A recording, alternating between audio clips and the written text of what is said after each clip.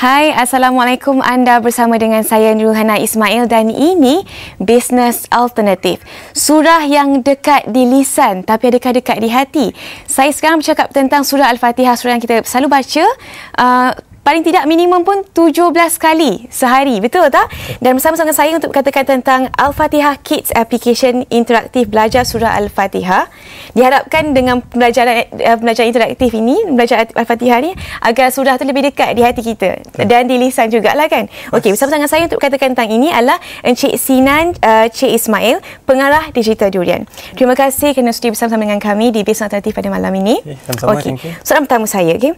Apakah sebenarnya aplikasi Al-Fatihah Kids ini? Okey, Al-Fatihah Kids ni is an application untuk kanak-kanak umur 2 tahun, 3 tahun ke atas untuk belajar, menghafal, menghayati dan memahami surah Al-Fatihah.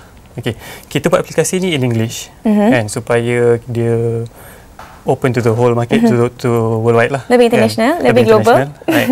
And our target is to reach more people lah. So kita buat dalam bahasa Inggeris lah. Dari mana timbulnya idea untuk menghasilkan aplikasi ini? Because saya diberitahu anda adalah seorang pemegang ijazah matematik dan bukannya seorang media developer kan? Okay, basically kenapa passion lah. Okay. But daripada apps tu basically idea dia start kan, I punya anak saudara 2 orang, Zaid and Akish. Okay, Zaid ni dia pandai, dia dah boleh, both are 3 years old kan. Zaid dah boleh baca Al-Fatihah, Akish belum lagi. So kita buka App Store, carilah apps untuk Akish ni nak belajar. Tengok-tengok tak ada lagi, surprisingly lah.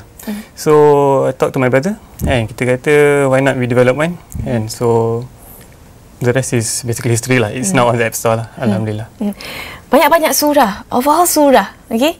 Kenapa surah Al-Fatihah? Alright, macam you mention tadi, surah Al-Fatihah is pembuka kan. Sedar tak sedar 17 kali sehari kita recite minimum. And kita actually kan, surah Al-Fatihah ni kita nak menghayati, bukan sebab not everybody understands the meaning lah. And so apa kita nak buat through this application, kita nak educate children, at the same time parents dan pun akan benefit lah. And sebab tu Al-Fatihah Kids ni dia ada in Arabic, dia punya translation in English, dan one day kita nak localize lah untuk maybe French, Indonesian, BM, German kan. I see. Okey, terangkan pada kami konsep apa yang digunakan dalam aplikasi ini terutamanya untuk menarik minat kanak-kanak. Okey, konsep dia is quite interesting lah kan. What happen is kita plan dalam almost 1 month jugalah bincang macam mana nak approach children kan through multimedia. Okay, we came up with a few concepts dan akhirnya kita pilih konsep cara kita belajar masa kecil-kecil dulu. Kan, contohnya apa yang kita buat is ustaz baca, kita ikut. Kanak-kanak ikut. Kan, that was how I learn lah. Yeah, kan, so that's how I learn too. Yeah, true. So kita apply that into the app, kan, and together with dia punya background pun akan menggambarkan maksud surah tu for each ayat, kan. Dan alhamdulillah feedback is good. Dan but in terms of concept memang one more thing is we have a few other ways yang kita nak teach, but this is the first one lah. InsyaAllah kita akan create more ways lah. Tadi kita cakap tentang feedback tu kan, berapa jumlah downloads yang telah diperolehi dan bagaimanakah sambutannya sehingga kini, dan berapa jumlah sasaran syarikat Durian? Okay. Basically in terms of downloads kan, per day sometimes kita ada 70 downloads, sometimes 10 downloads kan. Actually sekarang because we haven't gone into marketing yet, right, still in planning phase, and so kita letak dekat App Store dulu, and alhamdulillah some people tweet about it, some people ada buat blog reviews. Profesor Mahaya pun ada mention dekat dia punya Facebook. Oh, I see. Kan? Okay. So through that way kan kita ada dapat good downloads lah, and tapi dia akan naik, dia akan turun, and but once we apply our marketing plan insyaAllah. Dan so far pun dapat good reviews kan daripada ibu bapa. Yes, that's the most important and apa kata terharu lah kan. Sebab bila kita dapat baca review kan, ada orang komen, dia kata anak saya dah baru separuh hari dah boleh belajar menghafal surah Al-Fatihah. And there's quite a few lah orang tweet and orang tulis kat kita punya Facebook. So for us it's not just about business and it's about getting the message and letting more people understand the meaning of surah Al-Fatihah lah. Betul, menarik. Kita akan bercakap lebih lanjut lagi tentang Al-Fatihah, aplikasi Al-Fatihah Kids ini selepas ini di Business Alternatif.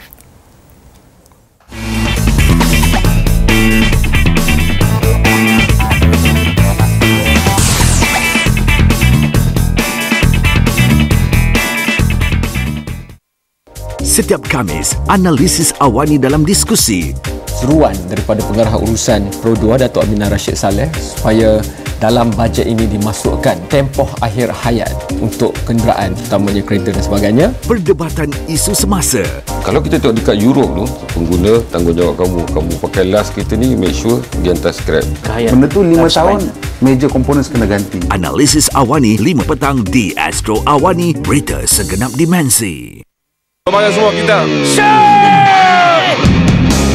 Sebelum darah aku menjadi tengok pegawai messenger kala cinta ni, aku nak pergi kampung sebelah. Mana ada kampung kat sini? Lepas tu anak dara boleh keluar malam-malam pula tu. Aku ingat kau ni dah belerok. Lama sangat ikut Wak Joni Togo tu kan. Buat kerja-kerja syirik, buat kerja-kerja kurafat. Hai hantu, keluarlah engkau. Apa abang tengok tu? Tengok hantu? Abang cari saya? Seram sejuk untuk menentang filem terkini. Saluran 480.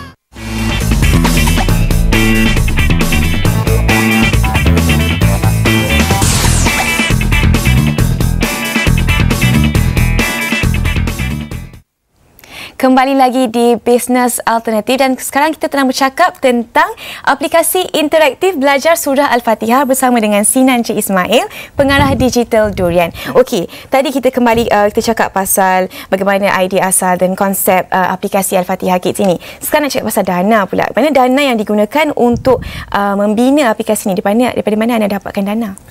Okay, basically dana tu it's purely man hours lah. And we have kita punya graphic designers, kita ada programmers, and then everything is in-house lah. And so apa boleh mention, man hours lah. Kita punya masa untuk fikir, masa untuk berbincang, kan. Tapi all in all kita develop Al-Fatihah Kids ni dalam masa 1 hingga 2 bulan. Kan. Nak upload to iTunes App Store dalam 2 weeks. Kan. So that's the process lah. Jumlah modal yang diperlukan untuk membina aplikasi ini? Okay, dia semua in-house kan. So dia basically untuk lepas gaji lah. And let's put it that way. I see. Okay, jadi apakah agaknya cabaran-cabaran yang dihadapi semasa anda memasarkan aplikasi ini dan macam mana nak ramai orang tahu mengenai aplikasi ini? Marketing lah. Okay. Strategi marketing. Okay, macam mention tadi kan, marketing plan ni basically kita dalam proses. Kan? But one of the main cabaran kan is because kita buat Islamic app. Kan, iPhone apps user memang banyak. Kan, cuma Islamic app ni kita tak boleh pergi to international app reviewers because they don't review Islamic apps lah. Kan? So what we are planning to do, we're doing our best lah, and we want to approach bloggers, mothers, Islamic blogs, and to review the app lah. Okey, kenapa hanya kepada pengguna iPhone dan Android saja? Kenapa tidak diserasikan untuk platform-platform lain, mungkin iPad ke, tablet ke? You're not the first one yang tanya. Basically apa kita dapat feedback kan, masa mula pun orang kata tak ada untuk Android ke, tak ada untuk iPad ke. Kita belajar that iPad is one of the main ways to go for education lah, and entertainment punya apps. Kita punya plan basically dalam pipeline sekarang ni kita tengah develop yang iPad punya version, and roughly insyaAllah dalam bulan depan kita akan publish to App Store with more features, kan. And for Android pun roughly mungkin a month after that lah, kan. Okay, any future plans bagi syarikat Digital Durian? Mungkin ada pelbagai produk lagi pada masa akan datang. Okay, first kali kita nak memantapkan aplikasi Al-Fatihah Kids dulu, and because kita ada dapat feedback daripada users. Dia kata mungkin kita nak letak tulis bacaan Rumi, so mungkin new brothers and sisters pun boleh belajar Al-Fatihah without knowing Arabic lah, kan. Kita nak buat multi language, kita nak memudahkan translation tu bagi easier for children to understand lah. Those are few things yang kita plan for Al-Fatihah Kids lah, and then untuk memantapkan dulu, and then of course kita nak go to Azhar Surah, kan. Mungkin Pak Kul. Shorter suras. Shorter surah lebih pendek. Betul. And maybe doas. And yang paling penting kan, for us is basically sembahyang lah. Sembahyang dah maksudnya. Because still, again, yang tu pun tak semua orang tahu maksud dia. Kita selalu baca tapi kita tak faham maksudnya. Okey, berapa harga aplikasi ni kalau kita nak download ni, berapa harganya? Okay, the app is on App Store and 99 cents sahaja, 99 USD. Right, so dalam RM3. So agak murah sebenarnya. Kenapa jual murah sangat?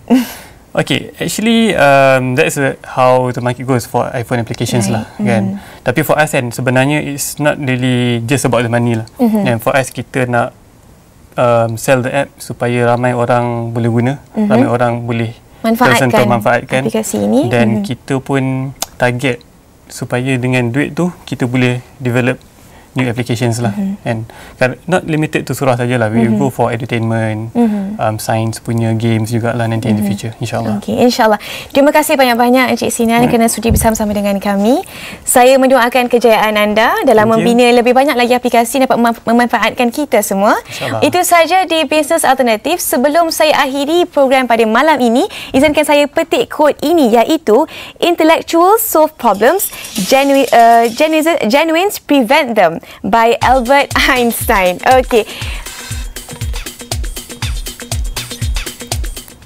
Okey, maafkan saya tadi geniuses sebenarnya. Intellectuals solve problems, geniuses prevent them. Okey, itu sahaja dari kami di Business Alternatif. InsyaAllah kita jumpa lagi di hari dan waktu yang sama. Bye dan Assalamualaikum.